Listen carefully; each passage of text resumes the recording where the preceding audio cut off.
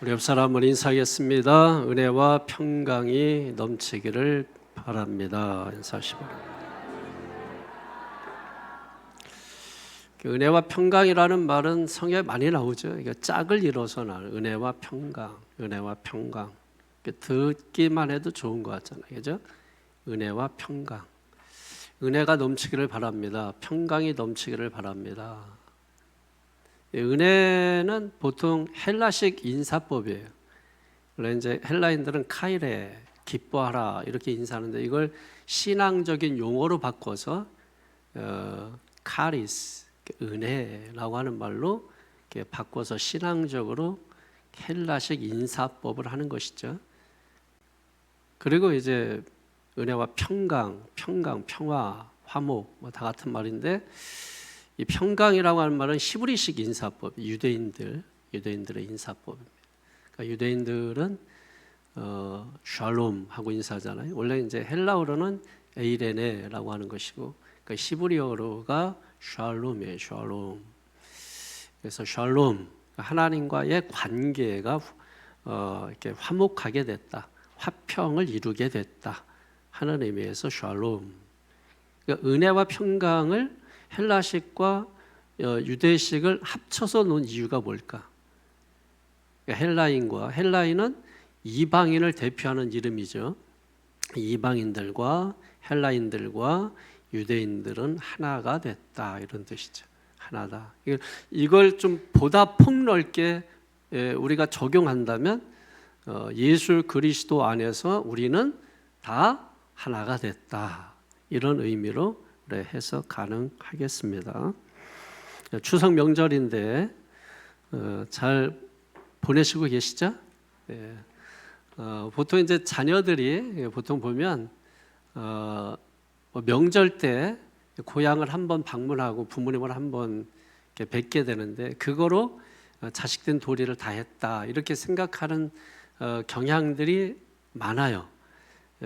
이런저런 일로 바쁘고 또 핑계대고 그래서 자주 찾아뵙지 못한다. 근데 이제 시간 내서 명절 때 찾아뵌다 하는 것으로 이제 효도한 것처럼 그렇게 생각을 하는 경향이 있지만 사실 부모님들은 자식들하고 명절 때만이 아니라 늘 매일 함께 하고 싶은 마음이 있는 거죠.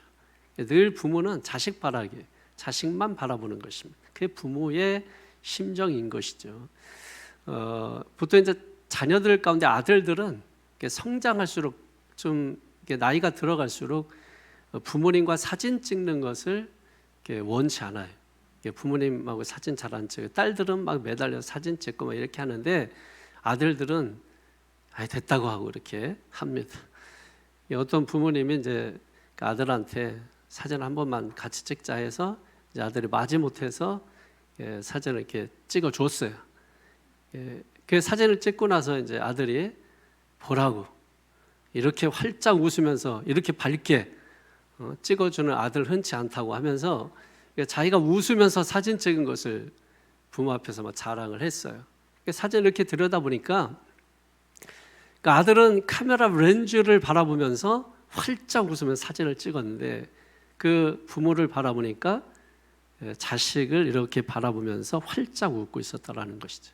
그러니까 바라보는 게 다른 거예요. 바라보는 게. 부모는 늘 자식 바라보면서 기뻐하고 웃고, 자식은 카메라 바라보고 자기 잘 나오게 하려고 활짝 웃은 거고, 부모는 자식 바라보고서 웃은 거예요. 카메라 속에, 사진 속에 그 모습이 담겨 있었다라고 하는 것이죠.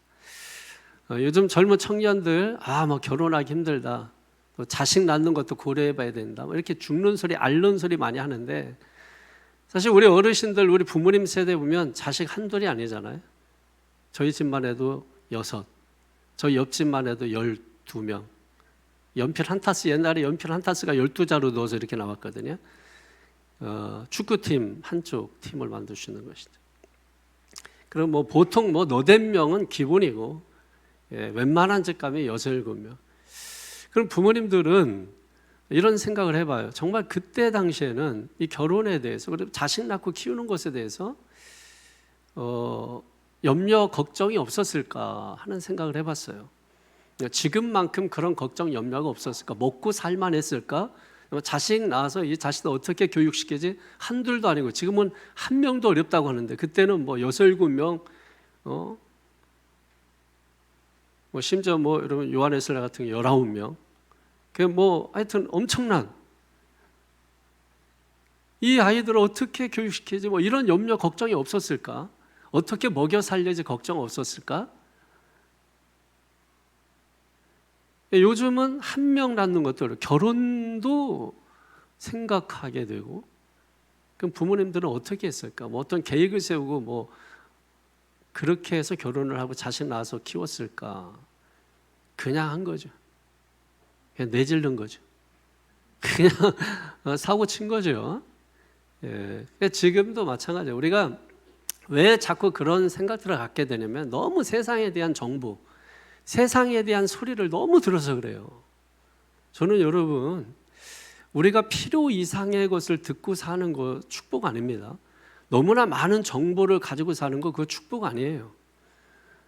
너무나 많은 정보가 우리를 감옥에 가둬요. 여러분이 할 수 있는데도 할 수 없다고 스스로 감옥에 가둬요. 그러면 정부가 우리를 이끌어가기가 쉬운 거예요. 사회주의 공산주의가 그거 아닙니까? 모든 백성들 너희들은 할 거 없다. 시키는 대로만 하면 된다. 그런 거 아니에요? 결국은 스스로 감옥을 만들어 놓는 거예요. 결혼할 수 없다. 자식 낳아서 키울 수 없다. 그러니까 뭐 정부만 바라보게 하는 거죠. 그러니까 늘 뭐 문제만 생기면 정부 탓하고 여러분 그게 여러분 정부 쪽에서는 훨씬 더 쉬운 거죠. 이런 걸 자꾸 우리가 익숙해져 있는 거예요. 그래서 지금도 보면은 뭐예요? 결혼하는 사람들 잘하잖아요. 하는 사람들은 잘해요. 자식 낳는 사람들 잘 낳잖아요. 근데 그 사람들 못 사나요? 아니에요, 여러분. 이번에 최근에 뭐 군인 부부가 5 쌍둥이 낳잖아요. 거기다가 딸 4 아들 하나. 이번 추석 명절 가는데 옷 깎아고 똑같이 입혀가지고 누가 누군지 모르겠더라고. 근데 뭐 다 하잖아요. 근데 이번에 또 그 애 5 낳았는데 이제 아직 뭐 기어 다니나 뭐 걷나 모르겠는데 앉아 있는 것만 봐가지고. 근데 여러분 그 엄마가 이번에 1년 동안 그 아이들 떠나서 다른 뭐 다른 데로 발령 받아가지고 가야 된대요. 근데 엄마 걱정 안 한대. 시어머니가 좀 봐주고 또 돌봄이 정부에서 여러분 돌봄이 보내줬잖아요. 그래서 뭐 1년 동안 갔다 온대. 그럼 1년 동안 애가 훅 커 있을 거 아니야. 엄마 없는 동안에. 엄마 얼마나 좋겠어요. 얼마든지 여러분 할 수 있다고요. 근데 우리가 너무 세상의 소리 할 수 없다. 뭐 결혼하면 뭐 망하는 것처럼 자식 많이 낳으면 막 망하는 것처럼. 그래서 결국 우리나라 2050년 되면 인구 절벽. 그리고 이 새로 태어나는 아이들이 아니라 연세 많으신 분들만 많은 나라. 소망이 없는 나라. 그런 나라 된다는 거예요. 지금 여러분 우리가 두려워하지 말아야 되는 거예요. 두려워하지 말아요. 세상 소리 듣지 말고 광야에서 외치는 자의 소리 들으시기 바랍니다. 광야에서 외치는 자의 소리 요한복음 1장 계속 보잖아요. 저는 여러분 신앙생활하면서 여러 이야기 듣고 뭐 이런 것 가운데 말씀 듣고 뭐 이렇게 말씀 해석하는 거 재밌지만은 정말 제가 정말로 이렇게 좋은 거를 뭐냐면 예수님은 누구인가라고 할 때 그 예수님에 대해서 아는 그 기쁨이 신앙생활의 최고의 기쁨인 것 같아요. 그 요한복음 1장에는 그 예수님에 대해서 많이 소개하잖아요. 예수님은 로고스다. 예수님은 생명이다. 예수님은 빛이다. 그래서 우리에게 요구하는 게 뭐 영접하라. 영접하면 하나님의 자녀들은 권세가 너에게 임할 것이다 라고 하는 것이잖아요. 또 예수님에 대해서 소개할 때 또 뭐라고 소개합니까? 예수님을 보니까 그를 통해서 아버지의 영광이 보이더라 이렇게 말씀하죠. 영광이 보이더라. 영광이라는 말이 여러분 독사라는 말이에요. 독사, 헬라어로 독사. 독사라고 하는 말인데 이 말은 다른 말로 무겁다 이런 뜻을 가지고 있어요. 무겁다. 무겁다라고 하는 말은 뭐예요? 위험을 말하죠. 위험. 어떤 사람이 참 무게가 있다, 위험이 있다 이런 거잖아요. 그러니까 예수님을 바라볼 때 하나님에 대한 그 무거움, 그 위험이 그 예수님에게 보였다라고 하는 거잖아요. 사람들은 똥폼 잡잖아요. 그런데도 무게감이 느껴지지 않는 사람들이 있잖아요. 여러분 이 깍두기 형님들 보면 어때요? 똥폼 잡는데 별로 그렇게 뭐 무섭기만 하지 위험이 있어 보이지는 않잖아요. 근데 예수님은 이렇게 볼 때 똥폼 잡지 않으셨잖아요. 그런데도 불구하고 예수님을 바라볼 때 사람들이 그 위험을 느꼈단 말이에요. 위험을. 예수님이 지나가기만 해도 뭔가 위험을 느꼈단 말이에요. 그 위험이 예수님에게 있었다 이런 말이죠. 그리고 또 소개하기를 예수님에게 뭐예요? 은혜와 진리가 충만하더라 이렇게 말씀하잖아요. 은혜라고 하는 게 뭐 은혜? 은혜. 그러니까 높은 자가 낮은 자를 돌아보는 것을 말하는 거죠. 그러니까 하나님께서 인간을 돌아보는 게 은혜죠. 근데 가장 큰 은혜가 뭐냐면 하나님이 사람의 몸을 입고 우리가 볼 수 있도록 우리 가운데 오신 것이죠. 더 큰 은혜는 뭐예요? 그분이 나를 대신해서 십자가에 죽으시고 죄 면제권을 우리에게 주신 것이죠. 이것보다 더 큰 은혜가 없는 거죠. 그 진리는 뭐예요? 하나님께로 가는 방법이잖아요. 어떻게 갑니까? 그 진리이신 예수 그리스도 말씀이신 예수님께서 나는 길이요 진리요 생명이라고 말씀하셨잖아요. 근데 그분을 따라가면 하나님께로 가는 방법이라는 거예요. 그게 은혜와 진리인 것이죠.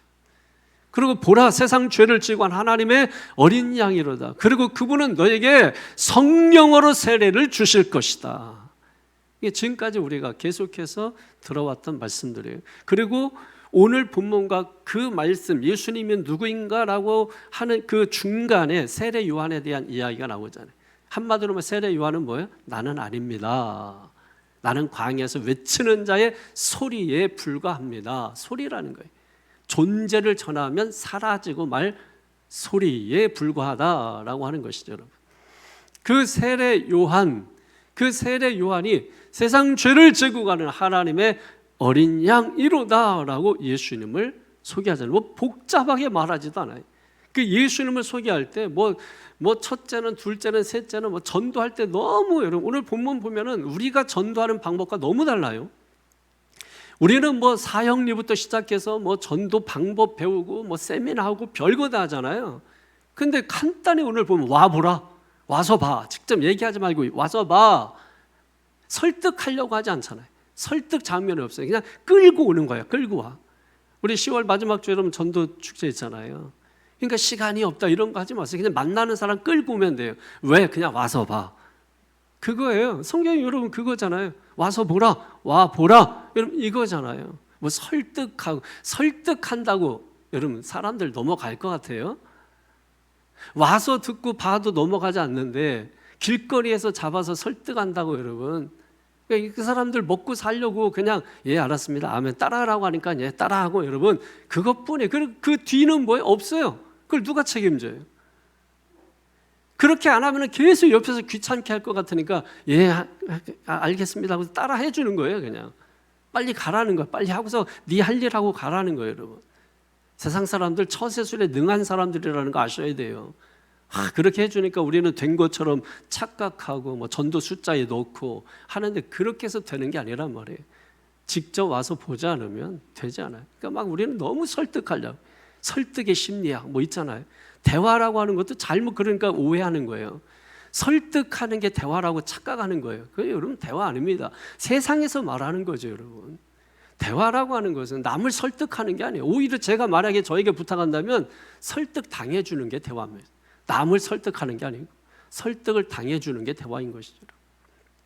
그러므로 오늘 광야에서 외치는 이 소리를 여러분 들으시고 여러분이 가졌던 이미지, 여러분이 가지고 있는 그 틀에 박혀있는 생각들 뿌리채 뽑아서 할 수 없다의 사람이 아니라 할 수 있다의 사람, 가능성의 사람, 불가능의 사람이 아니라 가능성의 사람이 될 수 있게 되기를 주님의 이름으로 간절히 축원합니다. 예수님께서 여러분 그 사생애 30년 마치고 공생에 시작하시잖아요. 예수님 공생에 시작하실 때 어떻게 시작하셨습니까? 예수님 병 고치고 또 가난한 사람들을 막 도와주고 불쌍한 사람들을 막 찾아다니고 보살피고 여러분 예수님 그렇게 공생에 시작하지 않으셨어요? 예수님 공생에 어떻게 시작하셨냐면 먼저 제자들을 선택하는 것으로부터 공생애를 시작하셨다라고 하는 것입니다. 사람이 중요한 것이 무엇보다 중요해? 사역보다, 일보다 사람이 중요하다. 그걸 누가 가르쳐 줬느냐? 예수님이 가르쳐 주신 것이죠. 그러니까 교회라고 하는 말이 건물이 아니에요. 프로그램이 아니에요. 조직이 아니에요. 근데 사람들은 다 뭐예요? 교회에 다니면 건물 보죠, 조직 보죠, 프로그램 보죠. 전부 잘못 보고 있는 거예요. 교회는 에클레시아입니다. 에클레시아. 밖으로 불러냄을 받은 자들의 모임. 사람이라는 게 사람. 조직이 아니고 프로그램이 아니고. 근데도 지금도 보면은 그 교회 시설, 프로그램이 어떠냐, 그 교회 조직이 어떻게 되냐, 헌금이 얼마, 사람이 얼마나 모인, 전부 교회 아는 것을 보고 교회라고 착각하고 있는 거예요. 이런 식으로 하니까 뭐예요? 신앙이 나아지지 않는 거죠. 신앙이 양적으로는 늘어날지 몰라도 질적으로가 성장하지 않는 거예요. 여러분, 예수님은 양보다 항상 질을 추구하셨어요. 예수님의 제자가 12명이 아니에요. 500여 명의 형제들이 있었잖아요. 그게 예수님의 제자들이에요. 그리고 70명 줄여가지고 70명의 전도대 파송했던 전도대들이 있었잖아요. 그리고 12명이 있었잖아요. 12명. 그들 중에서 추려서 12명, 12제자, 사도. 그들 12명을 우리가 제자로 알고 있는 것은 사도라는 말 때문에, 사도로 불림을 받은 자가 12명이고 제자들은 수도 없이 많아요.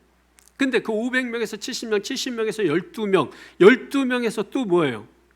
오늘 4명의 제자가 부름 받잖아요. 4명의 제자가. 그 4명의 제자 중에서 베드로, 요한, 야고보, 이 3명을 또 추리죠. 그래서 항상 중요한 일이 있을 때 이 3명을 데리고 다니시는 것을 볼 수가 있습니다. 그러니까 제자 선택의 원리, 사람 선택의 원리, 예수님 뭐예요? 소수를 선택하셔서 사역이 아니라 사람을 세우신다는 거예요. 그래서 교회 오면 일부터 하지 말라고 제가 누차, 제차, 삼차 강조하잖아요. 먼저 여러분 사람을 세우는 게 중요해요. 다시 말해서 양육이 중요하다는 말이에요. 양육이 되지 않으면 우선순위가 안 바뀌어요. 우선순위가 바뀌지 않은 가운데 신앙생활을 해버리면 그 사람 죽을 때까지 안 바뀝니다. 여러분, 우선순위가 바뀌는 게 신앙생활이거든요. 그러니까 신앙생활의 기초는 우선순위가 바뀌는 거예요. 우선순위가 바뀐다는 것은 이런 겁니다. 뭐가 더 중요하고 뭐가 덜 중요하냐, 이걸 아는 게 우선순위예요. 근데 사람들 보세요. 전부 중요한 일 안 하고 바쁜 일 한다고 난리치잖아요. 바쁜 일 해결하려고 돌아다니는 거예요. 중요한 일은 전부 안 해버려요. 중요한 일은 전부 안 해버려요. 여러분, 우리가 먹고 사는 게 바쁜 거지 중요한 게 아닙니다.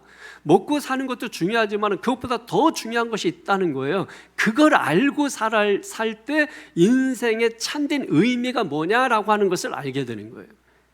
오늘 이 제자들 가운데 세례 요한의 제자 2명 있거든요. 근데 세례 요한의 제자가 예수님의 제자가 됐어요. 그랬을 때 이들이 어떻게 예수님의 제자가 됐느냐? 세례 요한, 그들의 스승 세례 요한은 항상 그 삶의 모든 목적, 삶의 의미가 예수님에게 가 있었거든요. 근데 그 예수님이었던 그분이 제자들의 눈 앞에 나타난 거예요.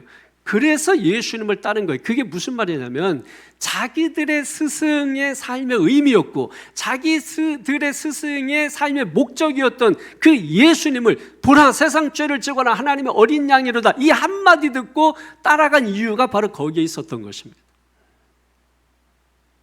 우리는 인생을 사는 거지 인생의 의미를 알고 깨닫고 사는 게 아니에요. 그냥 내가 주어진 연수만큼 그냥 살아가다가 보니까 병들고 나이 들고 늙고 여러분 이렇게 된 거지, 정말 인생에 있어서 내 인생의 의미, 참된 목적, 내가 이 세상에 왜 태어났고 왜 살고 있고 무엇을 위해서 내가 살아야 되며 마침내 궁극적으로 인생은 무엇인가, 어디로 가는가, 이런 중요한 문제들은 바쁘다는 이유로 전혀 돌아보지 않는다. 무슨 문제냐? 우선순위의 문제가 바뀌지 않았어요. 우선순위 문제가 바뀌어야만이 일보다 생명이 내 안에 들어오기 때문에 생명 중시가 되고, 그래서 그 생명이 내 안에 있기 때문에 뭡니까? 일보다 사람이 중요한 것을 알게 되는 것이. 그래서 교회에서 여러분 사람을 양육하는 게 중요한 거예요. 시설 프로그램, 보기는 좋죠. 어떤 큰 교회 유명한 목사님이 그런 설교하는 거 들어봤어요. 저는 우리 교회가 사람들이 볼 때 너무 매혹적입니다. 굉장히 매력적입니다. 우리 교회 건물이 너무나 사람들이 볼 때 매력적으로 생겼습니다. 그래서 사람들이 우리 교회에 와서 예수를 보지 못하고 건물만 보고 갈까 봐 저는 늘 그것이 항상 두렵습니다라고 고백하는 걸 들어봤습니다. 옛날에 어떤 말들이 있었는지 아세요? 건물이 사람을 전도한다, 이런 말이 있었어요. 그래서 온통 교회에서 교회 성장 세미나 가면 교회 건물 자라, 건물이 전도한다, 주차장을 만들어라, 사람들이 거기로 모인다. 이게 어디서 많이 듣던 것 같지 않아요? 백화점. 세상에서 말하는 걸 교회로 교묘하게 하나님의 이름만 붙여서 가지고 온 것들이죠. 그래서 교회가 빚내가지고 건물 짓기 시작한 거예요. 왜? 그게 옳은 줄 아는 거죠. 그렇게 해야 그게 맞는 건 줄 아는 거죠. 그러면서 사람이 뭐라고 설득하냐면, 야, 사람이 없는데 어떻게 설교하니? 사람이 없는데 어떻게 교육하니? 일단 모이게 해야 될 거 아니냐? 수단 방법 가리지 말라는 것이죠. 세상 방법이라도 하나님의 이름으로 하면 거룩해진다는 거예요. 얼마나 많은 목회자들이 거기에 속았습니까? 그래서 여러분, 빚내서 막 교회들이 건물 짓기 시작하고, 그러다 보니까 부동산 잘하는 목사들이 생겨나고, 그러니까 돈이 수중에 들어오니까 목회에 관심 있겠어요? 돈에 관심 있지? 그러니까 땅 넓히는데 관심 갖는 거예요. 그 노후 설계하는 거예요. 여러분, 이게 무슨 교회입니까? 이걸 목회자들도 책임이 있지만 그걸 바라보는 성도들도 책임 있는 책임의식을 가져야 돼요. 떠넘길 게 아니에요. 우리 모두가 공감대를 형성해서 정말 이제부터라도 교회다운 교회를 우리가 세우려고 노력을 해야 되지 않겠느냐는 것입니다. 교회는 건물이 아니에요. 사람이에요. 예수님께서 그래서 교회를 시작하기 전에 초창기 멤버부터 만들었잖아요. 그 오늘 본문에 나오는 4명의 제자 누구입니까? 안드레, 베드로, 빌립, 나다나엘. 근데 보이지 않는 제자 사도 요한, 그리고 또 한 명의 보이지 않는 제자 야고보. 총 6명이지만 요한복음 1장에서는 4명의 제자가 나타납니다. 자, 오늘 그 제자들을 한번 만나보도록 하겠습니다. 35절을 보십시오. 한번 35절 시작. 또 이튿날 요한이 자기 제자 중 2사람과 함께 섰다가, 자, 여기 세례 요한의 2 제자가 나옵니다. 세례 요한의 2 제자. 그럼 성경 볼 때는 성경을 보세요. 멍하니 있지 말고. 이런 사람들은 꼭 성경 얘기는 안 해. 꼭 하나님 얘기는 엄청 하는데 성경 얘기는 일치 안 해. 왜? 아는 게 없어서 그런 거예요. 성경 얘기를 해야지. 성경 얘기. 맨 하나님 얘기하고 기도응답 받은 얘기하고. 여러분, 그거 신앙 제대로 하는 거 아니에요. 우리는 성경 얘기해야 돼. 성경 얘기. 이튿날 요한이 자기 제자 중 2사람과 함께 섰다가 그랬잖아요. 이 두 사람 누구를 의미하느냐? 세례 요한의 2 제자를 말하는 것인데, 한 사람은 이름이 드러나죠. 나중에 누구입니까? 안드레이죠. 안드레. 그리고 또 한 사람은 누구예요? 한 사람의 이름은 드러나잖아요. 그래서 추적해서 보면은 요한복음의 저자 사도 요한을 의미하는 거예요. 사도 요한. 그러니까 세례 요한이라고 굳이 별명을 붙인 것은 이 사도 요한과 자꾸 겹쳐요. 이름이 같잖아요. 그러니까 서로 사도 빼버리고 세례 빼버리면 누가 누군지 잘 모르잖아요. 그래서 세례 요한이라는 별명이 생긴 거예요. 그러니까 사도 요한은 사도니까 요한이고, 사도 요한이고, 사도 요한을 의미하는 것입니다. 자, 36절 37절 시작. 예수의 다니심을 보고 말하되 보라, 하나님의 어린 양이로다. 2 제자가 그의 말을 듣고 예수를 쫓거늘. 아멘. 자, 여러분, 세례 요한이 예수님을 보고서 뭐라고 말씀하세요? 보라, 세상 죄를 정한 하나님의 어린 양이로다.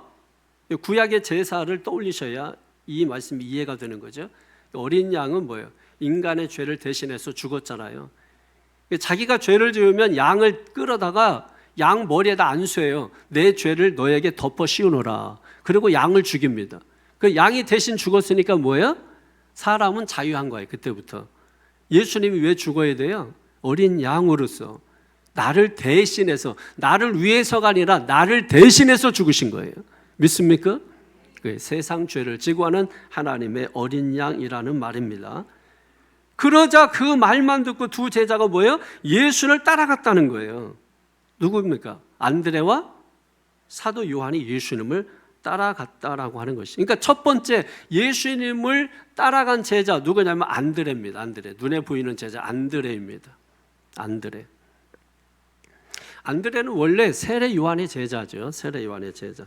훌륭한 스승 밑에 훌륭한 제자랍니다. 안드레는 세례 요한 밑에서 아주 잘 준비된 그런 제자였습니다. 여러분, 세례 요한은 자신은 뭐예요? 자신의 정체를 정확히 알고 있었던 사람이잖아요.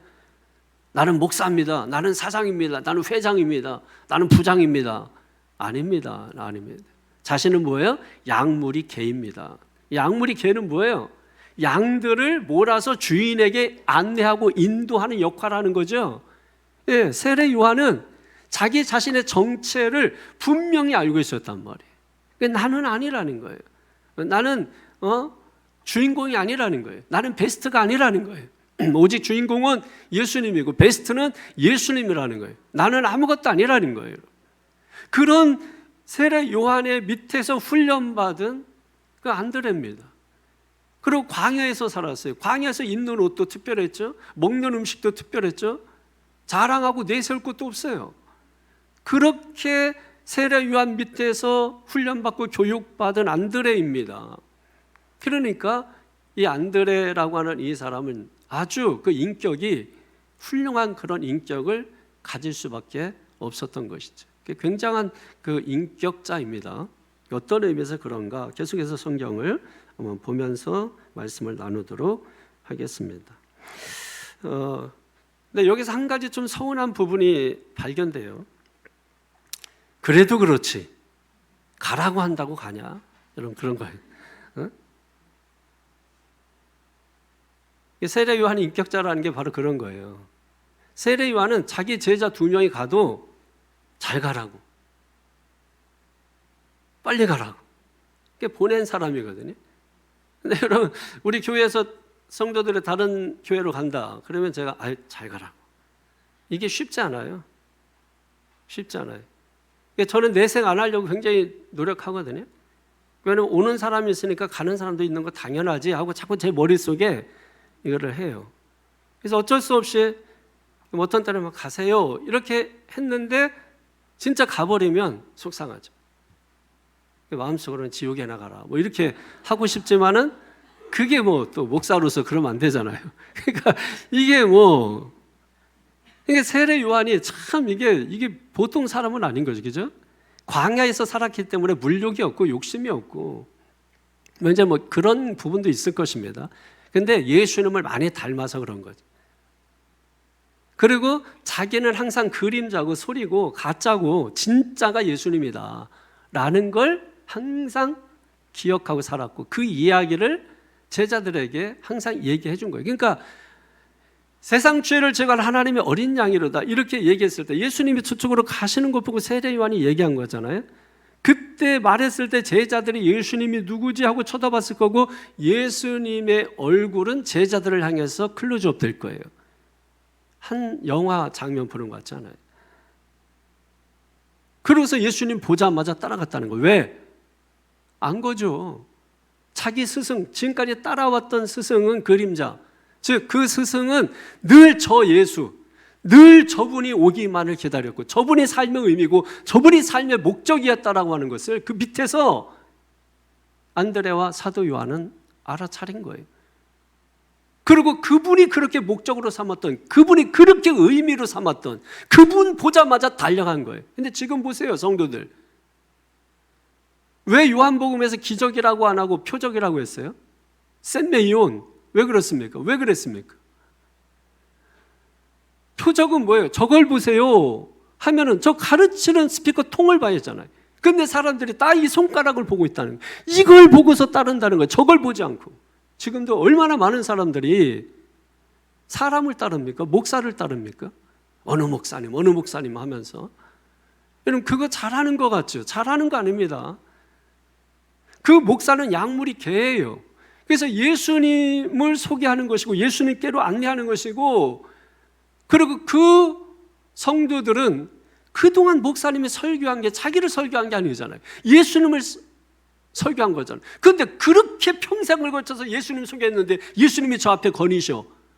세상 죄를 지고 가는 하나님의 어린 양이, 저분이 내가 지금까지 평생 걸쳐서 설교한 분이다. 그런데 사람들은 뭐예요? 저 예수를 안 쫓아. 여전히 사람을 쫓아요. 문제가 있는 거죠, 여러분. 왜? 예수님의 제자로 만들지 않고 뭐예요? 자기 제자로 만들었기 때문에 그런 것이죠. 여러분들도 한번 돌아보셔야 합니다. 제 제자가 있으면 안 되겠죠, 여러분. 누구의 제자가 있을 뿐입니까?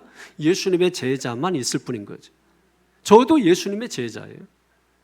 여러분도 예수님의 제자. 우리는 다 예수님의 제자만 있을 뿐인 것을 깨달으셔야 합니다. 전혀 세례 요한은 서운해하지 않았다라고 하는 것이에요. 그런데 목사인 나는 여전히 서운한 게 있다. 왜? 아직 인격이 덜 됐다. 뭐 이런 말 아니겠습니까, 여러분? 기독교인이 된다라는 것은 한마디로 이런 것 같아요. 그러니까 죽는 연습 잘하는 거, 잘 죽는 거, 죽는 연습을 잘해야 돼. 죽는 게 뭐예요? 십자가에 못 박히는 거예요. 십자가가 뭐예요? 자기 부인이죠. 철저하게 자기를 부인하는 거예요. 나는 없습니다. 나는 들러리입니다. 나는 광야에 외치는 자의 소리입니다. 여러분 자꾸 그렇게 고백을 하십시오. 나는 들러리입니다. 나는 교회에서 들러리입니다. 나는 우리 셀에서 들러리입니다. 내가 리더로 한다고 내가 리더야? 아닙니다. 나는 뭐예요? 들러리입니다. 나는 베스트가 아닙니다. 여러분 그렇게 우리가 고백하는 훈련이 필요한 것이죠, 여러분. 그 신앙생활을 잘 하는 것이죠. 엄마가 왜 강한 줄 아세요? 여자는 약해도 엄마는 강하다. 나보다 더 중요한 존재가 있을 때 사람은 강해지거든요. 남편들은 그러죠. 아빠들은 자기보다 귀한 게 없어. 남편들은 자기가 제일 귀해. 그래서 약한 거예요. 남편들은 약합니다. 포탄 떨어지면 다 숨어요. 근데 엄마는 뭐예요? 예? 아버지가 끌어안고 이게 아기가 살았다는 얘기는 없어. 다 엄마가 끌어안아. 엄마가 끌어안고. 아버지는 어디 간다 나중에 카메라 쫓아가면 다리 밑에, 언제 그 빠르게 빛의 속도로 다리 밑에 가가지고 숨어 있는 거예요. 이 엄마들은 왜 그러냐면 자식을 뱃속에 품잖아요. 10개월 동안 품고 살잖아요. 예, 그러니까 이 자식보다 여러분 귀한 게 없는 거예요. 자기보다 자식이 더 귀한 거예요. 그러니까 여자는 약해도 엄마는 강한 거예요. 그러니까 한마디로 말 이런 거죠. 우리가 살면서 약한 존재는, 나를 기반으로 해서 사는 사람은 약해 빠진 거예요. 그러니까 이런 사람들은 이제 뭐 어디 가서 음식 먹고 사진 찍어서 카톡 대문에 올려놓고 또 사진 찍고 자기에서 다 나를 보라는 거죠. 약합니다. 그 사람들 보면 특징이 약해요. 나보다 더 소중한 존재, 강한 존재가 있으면 그를 위해서 목숨 바칩니다. 멘탈이 강해지잖아요. 베드로 보세요. 처음에 얼마나 약해 빠졌어요. 그런데 예수님을 진짜 만나고 나니까 멘탈이 엄청 강해졌잖아요. 그래서 헌신뿐만 아니라 순교까지도 각오하고 살게 되잖아요. 그러니까 멘탈이 강해지는 것이죠. 그러니까 나를 기반으로 해서 나를 사랑하는 사람들은 심각한 우울증에 시달려요. 심각한 병에 시달려요. 그러니까 약해. 나를 사랑하는 사람은 약합니다. 근데 남을 사랑하는 사람, 또 나보다 더 소중한 것이 있다고 믿고 사는 사람은 강합니다. 그걸 위해서 목숨 바치는 거예요. 그걸 위해서 목숨을 바치는 거예요. 여러분 보십시오. 내 생명보다 나라가 더 귀하다 이렇게 생각한 사람들 목숨 초기화같이 버리잖아요. 근데 나만 중요하다고 생각해서 약해 빠져가지고 여기 붙었다 저기 붙었다 약해 빠져가지고 손가락 빼고 멀벌 떨고. 여러분 아까 장로님 기도했지만 어떤 믿음의 경계선이 분명하지 않은, 그러니까 우리는 경계선이 분명하잖아. 뭐 하나만큼은 주일날 죽어도 예배 드린다. 이게 믿음의 경계선이 있기 때문에 그런 거거든요. 절대 못 넘어와 주일은. 그게 누구래도 여러분. 그게 믿음의 경계선이 분명하기 때문에 그런 거예요. 약하고 강한 거 간단해요. 나를 사랑하는가 보면 그 사람 굉장히 약한 사람이에요. 자기보다 더 소중한 존재가 있음을 깨닫기를 바랍니다. 그래서 우리가 예수님을 귀하게 보는 이유 가운데 하나가 예수님 귀하게 본다고 해서 예수님 엄청 그냥 좋아하고 그럴까를 생각하지 마세요, 여러분. 예수님은 내가 나를 사랑하는 것보다 나를 더 사랑하시고 우리가 예수님 사랑해서 좋아하는 것보다 예수님이 우리를 사랑해서 더 좋아하시는 분이니까 걱정 말라고. 그런데도 불구하고 우리가 왜 예수님 사랑해야 되고 예수님을 왜 귀하게 봐야 되냐 지금 말씀드렸잖아요. 그래야 우리가 강해지고 멘탈이 강해진다니까. 그러지 않으면 우리는 약해 빠져요. 그래서 어떤 것도 할 수가 없어요. 그리고 자기가 만들어 놓은 감옥 속으로 싹 들어가 버려요.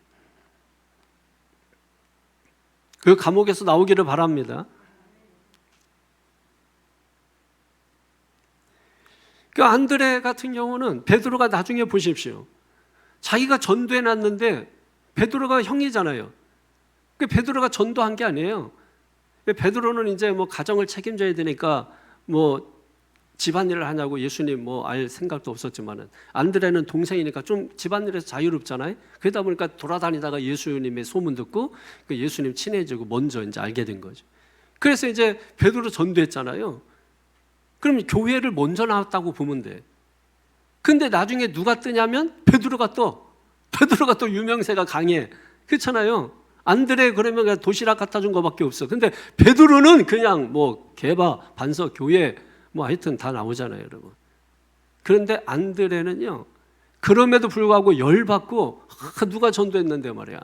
누가 교회 먼저 나왔는데 말이야. 이렇게 하지 않냐고 싹 사라져. 싹 사라져. 누구한테 배운 거예요? 세례 요한한테 배운 거예요. 소리 사라지는 거예요. 싹 사라져 버려 안드레. 계속 나서가지고서 예수님께 따지고 이런 게 없어. 내가 베드로 전도했다고 자기가 기득권을 주장하고 이런 게 없어요. 그냥 겸손하게 사라지잖아. 겸손하게 사라지고. 베드로 존재가 마음껏 드러나지 않습니까? 38절 보십시오. 시작. 예수께서 돌이켜 그 좇는 것을 보시고 뭐라 가라사대 때 무엇을 구하느냐 가로되 랍비여 어디 계시노니까 하니 랍비는 번역하면 선생이라. 여러분, 예수님께서 안드레와 요한에게 누구를 찾느냐 하지 않고 뭐예요? 무엇을 구하느냐 이렇게 물으셨어요. 근데 또 제자가 구하는 내용을 말하지 않고 랍비여 어디 계십니까? 이게 말이에요? 말이에요? 이게 뭐예요? 질문했는데 질문으로 대답해. 이게 유대인들의 대화법이에요. 질문으로 대답하면 질문으로 다시 또 질문하는 거예요. 질문하면 다시 질문으로 또 대답을 그런 식으로 하는 거죠. 그러니까 질문 계속해서 질문이 나오는 거예요. 이게 동문서답도 아니고 이상한 우리식으로 보면 이상한 거죠, 여러분. 어디 가냐 그러면은 어디 간다 이렇게 얘기하면 되잖아요. 자기가 또 질문을 또 역으로 하는 겁니다. 대답하지 않고. 그럼 우리는 열받죠, 그렇게 되면. 근데 유대인들은 원래 대화법이 이러니까 열받지 않고 계속 얘기를 이어갈 수가 있는 것이에요.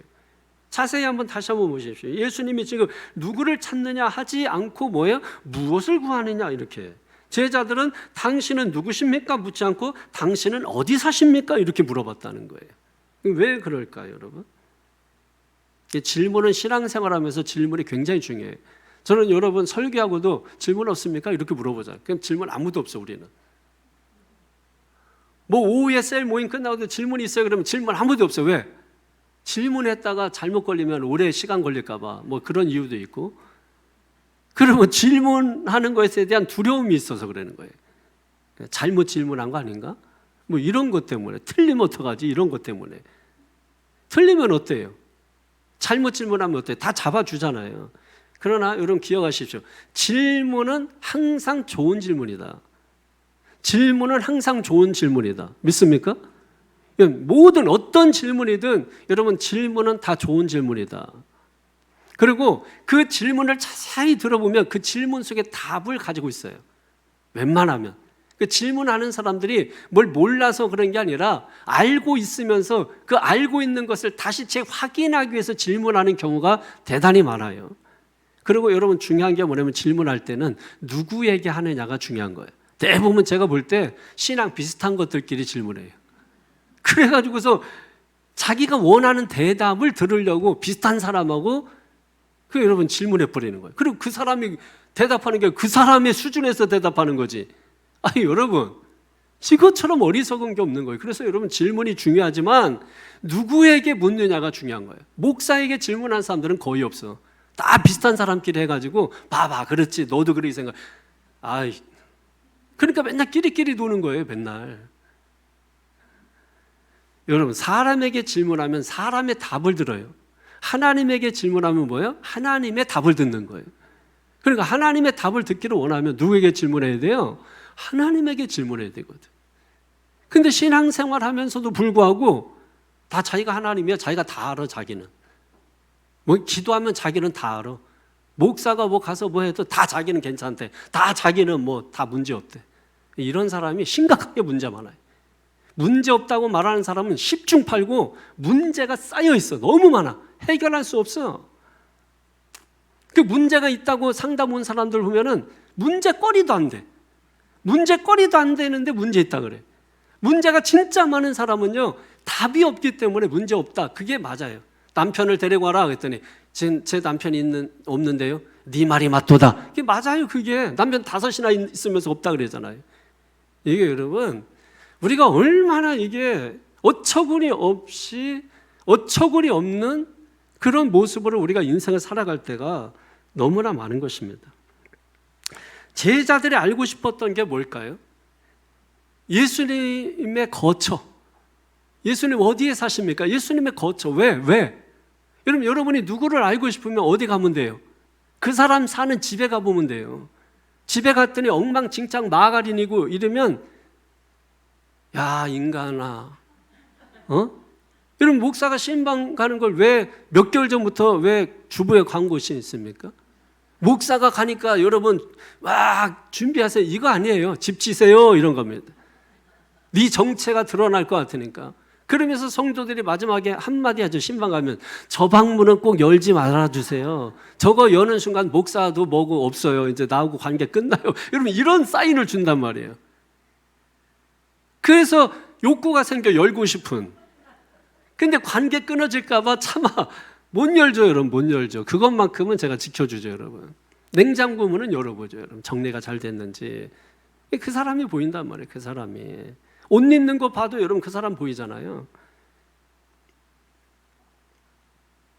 근데 제자들 예수님 사는 거 보면은 뭐예요? 예수님을 알 수 있는 거죠. 예수님이 보이는 거죠. 그러니까 뭐예요? 예수님 어디 계십니까? 어디 사십니까? 질문한 거예요, 여러분. 그래서 예수님께서 뭐라고 말씀하세요? 39절 보십시오. 예수께서 가라사대 와보라.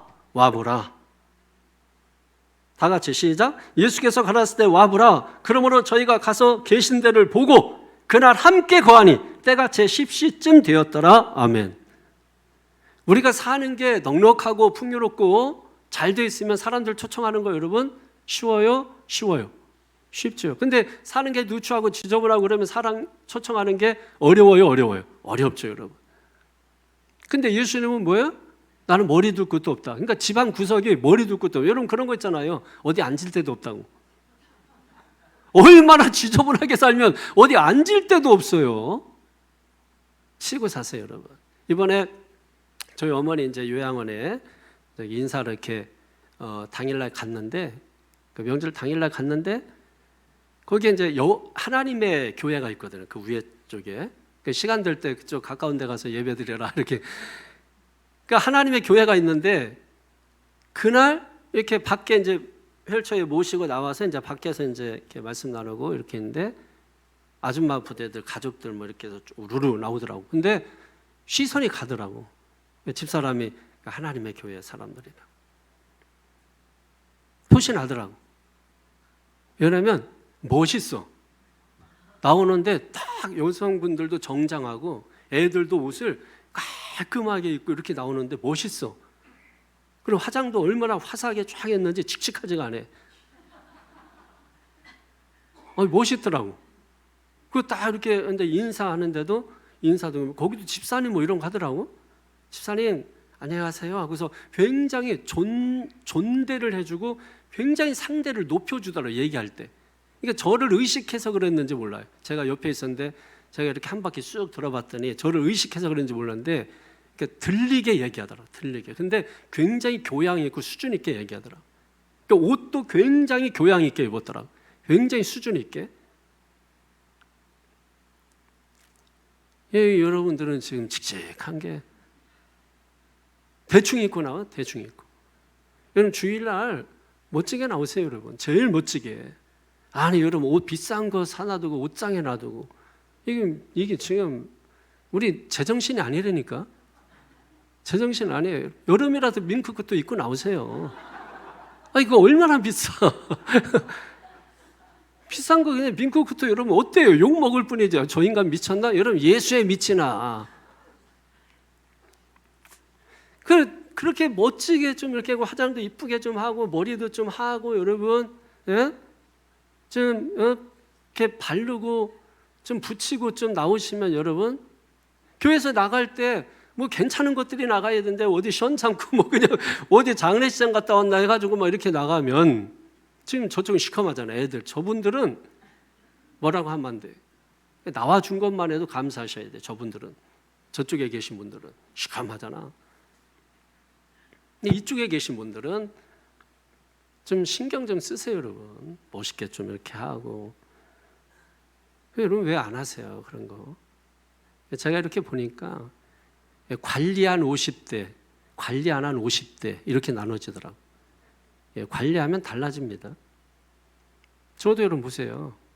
거의 뭐 여러분 30대 후반으로 봐요. 지난번에 태풍이 안고 있었더니 지나가는 할머니가 아유 얼굴 또 보고 애기 보고 아이고 또 애기 보고 얼굴 보고 했더니 막내 아들인가 봐요 이렇게 이야기하더라. 그 정도야. 관리하세요 여러분. 관리한 50대 관리 안 한 50대 차이가 나요 여러분. 뭔 얘기하다가 관리까지 들어. 와 보라 좀 괜찮은 게 좀 와야 되지 않겠어요? 가보라 그래. 가보라 이제. 이미 들어오신 분들은 좀 이렇게 잘 그래도 저희 교회 성도님들은 이렇게 잘 관리. 우리 남자분들 보면 주일날 양복 딱 입고 나오실 때 얼마나 멋있어요.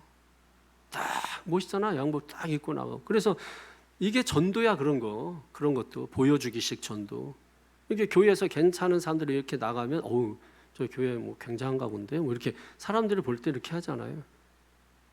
근데 뭐 이렇게 하고 그냥 머리도 그냥 이렇게 앞으로 넘겨가지고 그냥 저거 뭐지 귀신들 모이나 뭐 이렇게 여러분 그럴 거 아니에요. 자 정신 차리고 적어도 여러분 다른 건 몰라도 하나님의 교회보다 나아야 될 거 아니에요. 그러지 않아요? 예? 그렇게 하십시다 여러분. 하나님 만나러 오고 사랑하는 사람 만나러 오고 정말 나보다 더 귀하다 뭐 복되다 뭐 막 이렇게 얘기만 하지 말고 좀 예? 뭔가 좀 행동적으로 실천적으로 내가 정말 사랑하는구나 내가 정말 귀하게 여기는구나 주일 정말 소중한 날이구나 정말 무엇보다 기쁜 날이구나 그걸 여러분 우리가 보여줄 수 있는 그런 은혜가 있기를 주님의 이름으로 간절히 축원합니다. 그러니까 제자들이 예수님의 거쳐 사시는 것을 보고 뭐예요? 그날 함께 거했다고 말씀하죠. 무슨 말이에요? 예수님 따라가는 인생이 됐다라는 거예요. 예수님 따라간다는 건 뭐예요? 자기를 부인하는 삶을 살게 된 거죠. 자기를 부인하면서 살게 됐다라고 하는. 그게 누구예요? 첫 번째 안드레라는. 두 번째 제자는 누굽니까? 베드로죠. 어떻게 선택받았죠? 40절 41절에 시작. 요한의 말을 듣고 예수를 쫓는 두 사람 중에 하나는 시몬 베드로의 형제 안드레와 그가 먼저 자기의 형제 시몬을 찾아 말하되 우리가 메시아를 만났다고. 메시아는 번역하면 그리스도라. 자, 요한의 말을 듣고 예수를 쫓은 사람이 두 사람이 있는데 그중 하나가 안드레입니다.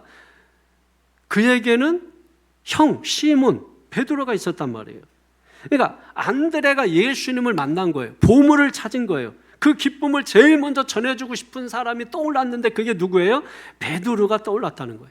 그러니까 안드레가 첫 번째 전도한 사람, 첫 번째 내가 맛있는 거 먹고 떠오르는 사람이 형 베드로였다는 거예요. 둘 사이가 좋았을까 나빴을까? 좋은 거야, 좋은 거야. 어디 가서 맛있는 거 먹고 어디서 좋은 거 보면은 사랑하는 사람이 첫 번째 떠올라야 정상 아니에요? 근데 안드레는 베드로가 첫 번째 떠오른 거예요. 사실 여러분 형제라고 하면은 좋을 것 같지만 형제 사이가 사실은 굉장히 경쟁력이 심해요. 경쟁 관계, 형제들이, 형제 자매도 마찬가지고 형제 자매들이 굉장히 경쟁 관계 놓여 있거든요. 싸움도 잘하고 형제들 자매들은 싸움도 잘하는 거야. 원래 그게 정상이에요. 이게 사이가 좋다, 형제들 사이가, 그 심각하게 문제가 있어, 관계에. 왜냐면 관계가 좋으려면 한 사람은 무조건 희생해야 되거든. 그러니까 관계가 좋으면 누군가 희생하는 사람이 있는 거야. 그래서 형제들이 같이 교회 안 다니라 그래, 한 교회. 왜? 서로 경쟁하거든. 그리고 또 싸우거든. 사이가 웬만하게 좋지 않아서는 같이 교회 다니는 게 어려워. 근데 우리 교회 보면 형제가 자매가 같이 교회 다니는 사람은 모셔야 돼. 이게 왜냐면 굉장히 존경을 해야 돼요. 쉽지 않아요, 그게. 목사도 여러분 형제들 오는 거 귀찮아. 오지 말라 그래서 올라 그러면 오라고 뭐 전도도 안 하지만은 다른 데 가라, 다른 데. 저희 어머니도 저희 교회 나온 지 몸이 불편해서 이쪽 오신 거지. 그 전에 아예 다른 데 가세요. 관계가 나빠가지고. 근데 교회에서 형제가 같이 이렇게 신앙생활하는 게 보통 이게 쉬운 게 아니에요, 여러분. 누군가 희생을 해줘서 그런 거예요. 희생을 둘 중에 하나는 희생하는 거예요, 여러분. 그걸 또 기억을 하셔야 돼. 그 사업하는 형제들 보면은요, 막 서로 뺏으려고 하잖아요. 서로 그냥 죽이지 못해서 막 그냥 안다라고, 그죠? 보세요, 막 재산 싸움하고 막 하잖아요. 경쟁 관계가 있다면 경쟁 관계. 근데 이 안드레하고 베드로면 굉장히 관계가 좋고 가족 전도한 거죠. 가족 전도. 내가 좋은 거, 내가 맛있는 거, 내가 좋은 거 본 거 가족에게 먼저, 사랑하는 사람들에게 먼저 보여야 되겠다. 여러분 그것이 우리에게 있으면 참 좋겠습니다. 그런 거 있잖아요. 아유, 저 형제가 참 예수 믿으면 얼마나 좋을까. 저 형제가 가지고 있는 저 실력 가지고 예수 믿으면 얼마나 좋을까. 여러분 이런 거 있잖아요. 그런 소원이 일어나기를 주의 이름으로 축원합니다. 그래서 42절을 보십시오. 시작. 데리고 예수께로 오니 예수께서 보시고 가라사대 네가 요한의 아들 시몬이니 장차 게바라 하리라 하시니라. 아, 여러분 이거 뭐 한 거예요? 계명.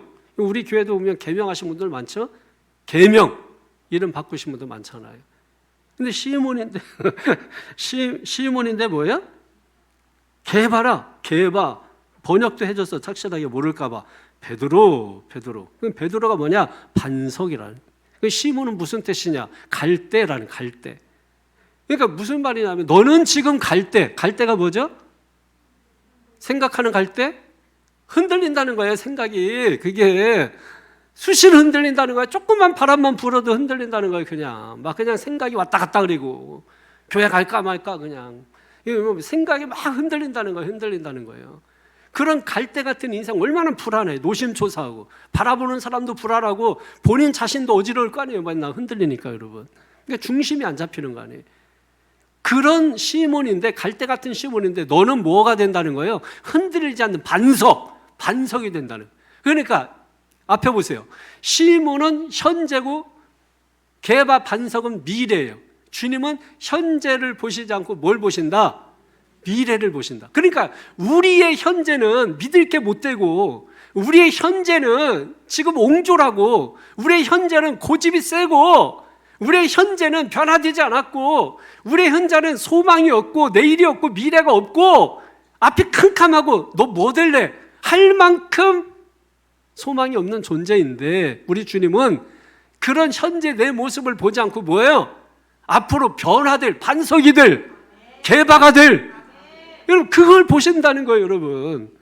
그러니까 우리가 주님을 믿고 의지하는 거예요. 그러니까 지금 내가 부족하고, 내가 지금 연약하고, 내가 지금 변변찮아도, 그래서 내 스스로 감옥 속에 들어가서 스스로 감옥에 갇혀서 살지 않고 주님의 말씀을 들으면 그 감옥에서 나온다는 얘기예요.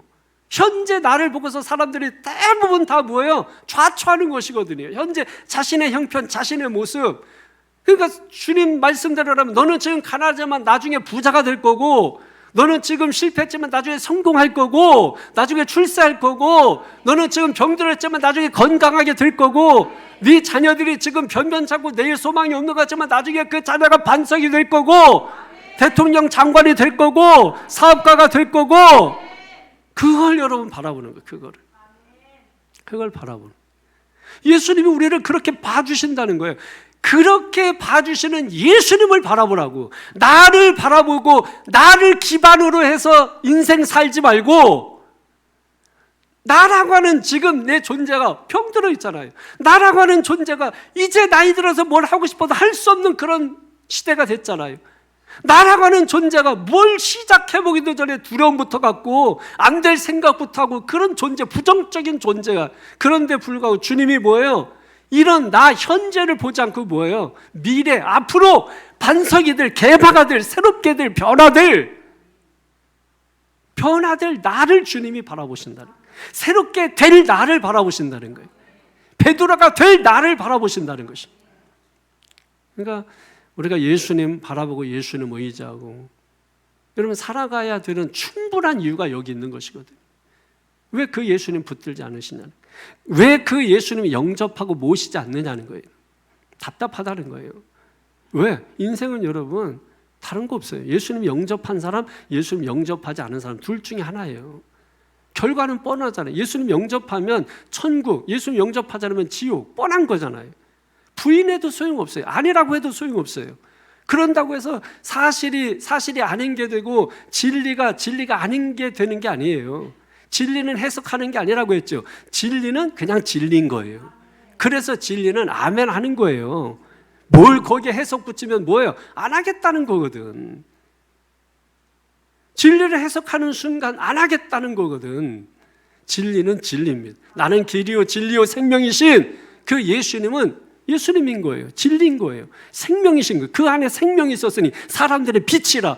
어둠 가운데 빛이 비쳤는데 사람들은 그 빛을 몰아냈단 말이에요. 그래서 지금 세상이 어두운 거 아니에요? 지금 여러분들 우리가 바라봐야 될 것은 사회 정의, 사회 개혁 이런 게 아니란 말이에요. 예수님 바라보면 변화되고 예수님 바라보면 개혁되고 예수님 바라보면 모든 게 회복되는 역사가 일어나는데 우리가 바라봐야 될 것을 바라보지 않고 엉뚱한 것을 바라보고 엉뚱한 것을 추구하고 그러니까 뭐예요? 전부 나 개인 나만 중요하잖아요. 이 집단 이기주의까지 가고 그래서 결국은 뭐예요? 공멸하고 자멸하는 거죠. 여러분. 소망이 없는 거예요. 예수님을 바라볼 때 소망이 있는 거고 예수님 바라볼 때 진정한 개혁이 있는 거고 예수님 바라볼 때 놀라운 역사가 일어나게 되는 것입니다. 그리고 세 번째, 네 번째 제자는 누구냐면 빌립과 나다넬. 빌립과 나다넬. 둘 중에 이렇게 살펴보니까 나 닮은 사람이 있더라고요. 나 닮은 사람 나다나엘. 빌립은 예수님이 직접 찾아 나서셨고 나다넬은 빌립의 친구죠. 그러니까 빌립이 나다넬을 소개해서 예수님을 만납니다. 그러니까 복음은 뭐 하는 것이다? 전염시키는 것이다. 와보라 하고 부르는 것이 전도다. 여러분 보면은 이 사람들은 다 벳세다, 한 동네 사람이죠. 그러니까 산삼은요 여기저기서 나오는 게 아니라 한 군데에서 나와. 예? 그러니까 영적 산삼은 어디에서 나온다? 한 군데에서 나온다. 새창조 교회에서 나온다. 영적 산삼이 여기에서 나온다. 지금은 얘들이 별 볼 일 없고 지금 시커먼 거 있고 그냥 고개 숙이고 있고 말씀 귀로도 듣는지 안 듣는지 하지만은 그냥 저렇게 앉아있지만 나중에 쟤들이 목사가 될 수 있고 말씀 똑바로 들으라고 하면서 앞에서 외칠 수 있고. 예? 산삼은 여기저기서 나오는 게 아니에요. 뭉태기로 나온다. 한 군데서 나온다. 다 안드레, 베드로, 빌립, 나다나엘 전부 한 동네 사람. 거기에다가 사도 요한 또 야고보 형제자, 요한과 야고보 형제잖아요. 한 군데서 나온다. 43절 44절 한번 보세요. 시작. 이튿날 예수께서 갈릴리로 나아가려 하시다가 빌립을 만나려 하시되 나를 쫓아라 하시니 빌립은 안드레와 베드로와 한 동네 벳사다 사람이라. 한 동네 사람이잖아. 같은 동네에서. 뭐예요? 얘기했을 거 아니에요. 친구들이 베드로, 안드레가 먼저 믿었으니까 빌립한테 야 만나봐 좋아. 그 관심 갖게 된 거 아니에요? 그 또 거꾸로 예수님을 먼저 안드레, 베드로가 만났잖아요. 그러니까 우리 친구 중에 이 아주 빌립이라는 친구가 있는데 아주 얘가 싸가지가 있고 괜찮아요. 이렇게 얘기했을 거 아니에요. 그러다가 예수님께서 그 동네 가셨다가 빌립이 저기 빌립이라고 있으니까 뭐예요? 빌립을 찾아가신 거예요. 그러니까 얘기를 들은 게 있으니까. 그래서 쉽게 만날 수가 있었던 거예요. 여러분 그런 거 있잖아요. 누구에 대해서 이렇게 얘기 많이 들었다고 하면서 할 때는 훨씬 더 여러분 친화력이 더 깊어지고 빨리 관계가 가까워지잖아요. 똑같은 거죠. 그래서 예수님께서 빌립을 보고 그 빌립을 쉽게 만나자마자 한 말이 뭐예요? 나를 따르라. 나를 쫓으라. 여러분 이미 다 얘기가 된 거죠, 여러분. 나를 쫓으라. 그 빌립이 뭐예요? 아주 단순하잖아요. 예수님이 따르라 그랬더니 뭐예요? 따르자. 따랐단 말이에요. 나와 함께 가자. 그랬더니 함께 갔다는 이야기입니다. 그러니까 빌립의 강점은 다른 게 아니죠. 그러니까 부르면 빨리 응답하는 거예요. 스폰지처럼 그냥 빨아들이는 거. 여러분 하나님 말씀을 스폰지처럼 이렇게 빨아들여야 돼요. 유리판 같아가지고 그냥 말씀이 쫙 퍼져버리면 안 돼요, 여러분. 스폰지처럼. 그런 마음이 참 좋은 마음. 마지막 여러분 나다나엘에 대해서 살펴 마치겠습니다. 45절 보십시오. 시작. 빌립이 나다나엘을 찾아 이르되 모세가 율법에 기록하였고 여러 선자가 기록한 그를 우리가 만났으니 요셉의 아들 나사렛 예수니라. 빌립은 우리가 그를 만났다 이렇게 되어 있죠. 만났다, 들었다, 이해했다, 깨달았다 이렇게 하지 않았어요. 만났다. 이게 만났다라는 이 번역이 조금 좀 못마땅해요. 여러분 만났다라고 하는 말보다는 찾았다 이 말이 훨씬 와닿는 말이에요. 예수님을 찾았다 이거예요. 예수님을 찾았다. 그러니까 모세가 율법책에 기록한 그분이다. 선지자들이 외쳤던 그분이다. 나사렛에 사는 예수다. 빌립이 소개한 나다나엘 어떤 사람인가요? 46절에 보니까 아주 싸가지도 이런 싸가지가 없어요. 시작. 나다나엘이 가로되 나사렛에서 무슨 선한 것이 날 수 있느냐? 빌립이 가로되 와보라 하니라. 와보라 또 나오죠? 와보라 오늘 본문에 2번 나오죠. 와보라 전도할 때 2명 전도했는데 다 와보라 이렇게 전도하잖아요. 뭐 설득하고 뭐 이런 거 없어요. 뭐 자꾸 물으면 와봐 일단 와봐. 끌고 힘 좋잖아요, 여러분. 손목 힘 좋고 막 딱 잡고 와봐 해가지고 끌고 오면 되는 거죠. 나사렛에서 무슨 선한 게 날 수 있겠냐? 이거 왕 싸가지. 거기다 가로 열고 나다나엘하고 왕 싸가지 이렇게 써놓으셔. 여러분 생각을 해봐. 아유 뭐 새찬적에서 뭐 선한 게 나오겠어요. 아니,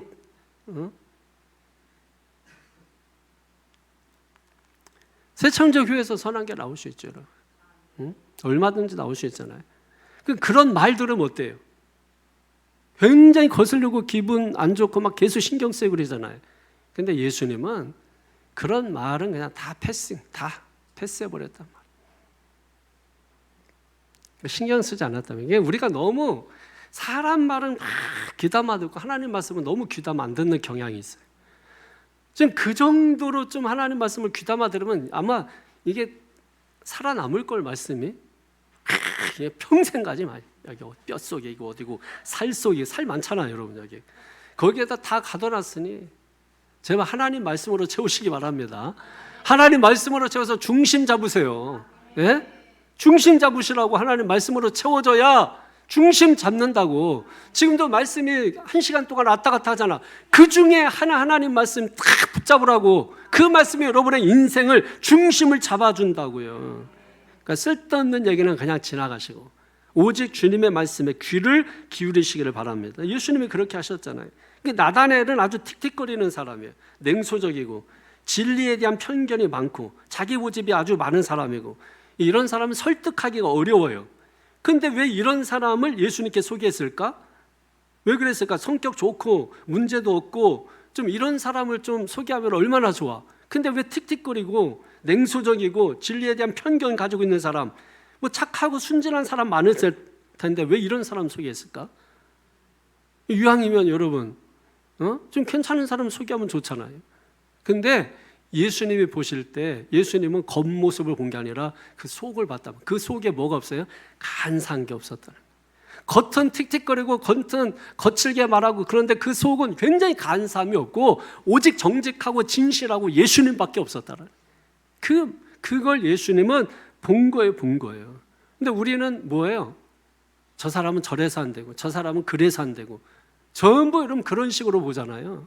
이게 전부 내 관점이죠, 내 관점. 나를 기준으로 해서 살기 때문에 그런 거죠. 예수님은 그게 아니에요. 패스. 뭐 나사렛에서 뭐 선한 게 나오겠냐. 패스. 네가 그러고도 인간이야. 패스. 얼굴들 보니까 패스가 안 된 느낌인데. 중요한 건 뭐예요? 그 속에 뭐가 없어야 돼요? 간사한 게 없어야 된다. 그러니까 이 빌립이 궁금한 거야. 충격은 누가 받아야 돼요? 그 말들은 예수님이 받아야 되는데 충격을 빌립이 받아. 이게 여러분 이상한 현상이 일어나요. 성경 보세요. 47절 보세요. 시작. 예수께서 나다나엘이 자기에게 오는 것을 보시고 그를 가리켜 가라사대 때 보라 이는 참 이스라엘 사람이라 그 속에 간사한 것이 없도다. 사람 보는 예수님의 통찰력, 사람 보는 예수님의 통찰력, 사람 보는 눈이 있는 거죠. 여러분. 그 중심을 보시는 거예요. 중심. 사람의 행동이나 거친 입 그걸 본 게 아니라 뭐예요? 그 사람 속에 사랑, 정직, 진실 그걸 보신 것이죠. 주변에 혹시 이런 사람이 있으면 여러분 포기하지 않기를 바랍니다. 입이 거칠어. 그냥 교회 다 엎어버릴 것 같아. 절대 포기하지 마십시오. 그 속에 아주 간사한 것이 없는 사람이 있어요. 근데 겉으로는 할렐루야 아멘 뭐 이런데 그 속에 간사함이 가득 차고 그 독을 그냥 아주 강하게 100배 이상 품은 독이 또아리를 들고 있을 수 있거든요. 그러니까 절대로 여러분 겉모습 보고 판단하지 말고 예수님처럼 그 사람 보는 통찰력을 가지고 절대 포기하지 말고 그 사람 속에 진실함, 신실함, 사랑하는 마음 이거 볼 수 있기를 바랍니다. 그래서 48절을 보니까 나다나엘이 이렇게 말하죠. 시작. 나다나엘이 가로되 어떻게 나를 아시나이까? 예수께서 대답하여 가라사대 빌립이 너를 부르기 전에 네가 무화과 나무 아래 있을 때에 보았노라. 아멘. 무화과 나무. 예. 율법 보는 거예요. 무화과 나무 아래에서 율법 보고 하나님 알기를 그렇게 원하고 그런 간절한 마음 이게 있었다라는 거예요. 야 빌립, 나다나엘,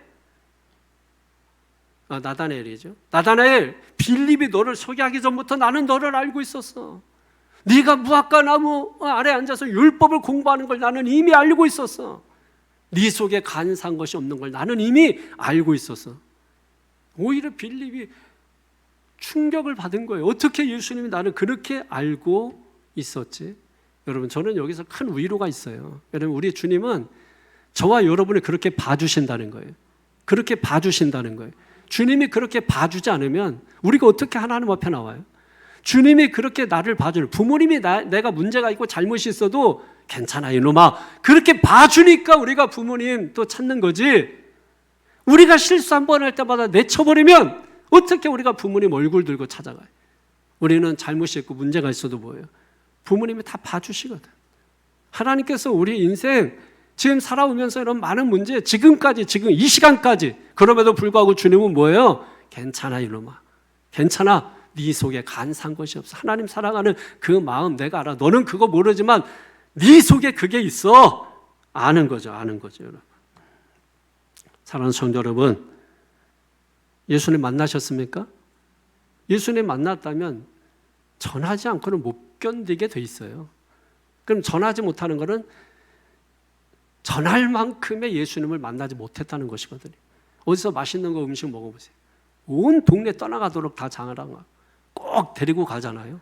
싫다고 하는데도 자기 돈 들여서 내가 사줄게 하면서 자기 돈 들여서 전도할 때 2,000원, 3,000원 쓰라면 그냥 교회에서 돈 쓰라 그랬다고 뭐 이러면서 여러분 이게 생명을 살리는 거잖아. 생명.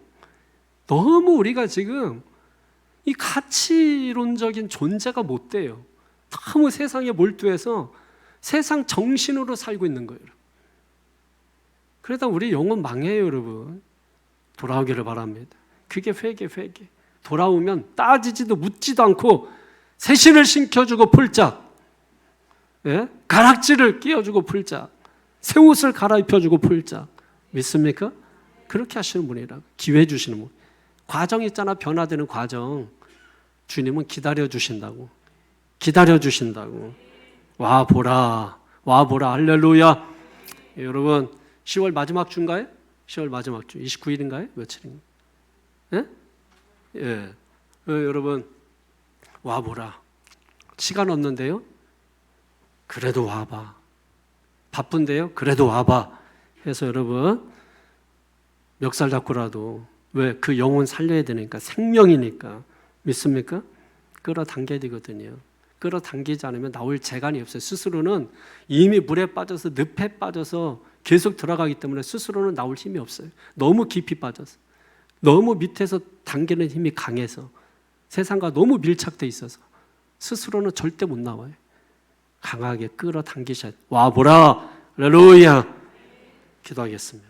거룩하신 아버지 하나님, 주께서 시간 함께 하시고 은혜 주시고 주님의 말씀을 우리 가운데 허락하심을 감사합니다. 주님, 초기에 4명의 제자들 만나면서 우리 자신들의 삶을 돌아봅니다. 또 우리가 앞으로 어떻게 해야 되는가를 돌아봅니다. 새롭게 결단합니다. 우리의 할 일을 발견합니다. 와 보라. 많은 영혼을 주께로 인도하게 하여 주시옵소서. 축복하며 예수님의 이름으로 기도하옵나이다. 아멘.